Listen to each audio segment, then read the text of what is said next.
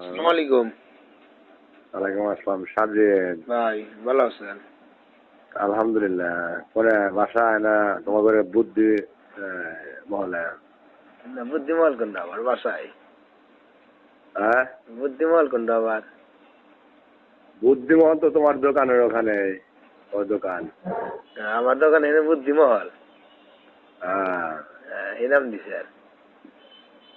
আচ্ছা কোনতে তো বুদ্ধি বেচা কিনে হইতেছে বর্তমান। হ্যাঁ মিলনের বিরুদ্ধে ষড়যন্ত্র, মিলনের বিরুদ্ধে লগা উল্টা পাল্টা লেখা কথা ওখান থেকে। ওখান থেকে না? তোর তোর বাটপার কতক্ষণ টিকা থাকতে পারে, মাদক ব্যবসায়ীরা কতক্ষণ টিকা থাকতে পারে আমি এবার দেখব।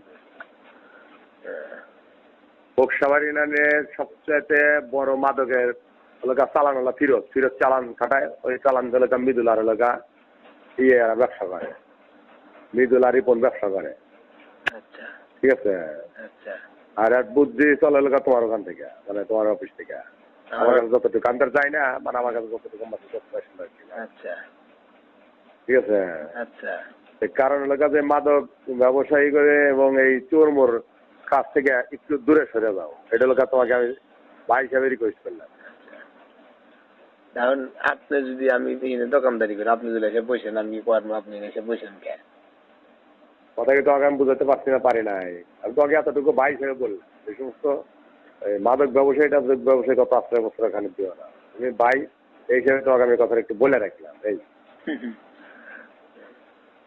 তাছাড়া কিছু না। ঠিক আছে। কারণ ফিরোজের আড্ডি মাড্ডি ভাঙবই। আচ্ছা যা করছে আর মনে করো বাসা বানায় হোক, সবারই নাম থেকে বাসা দিন।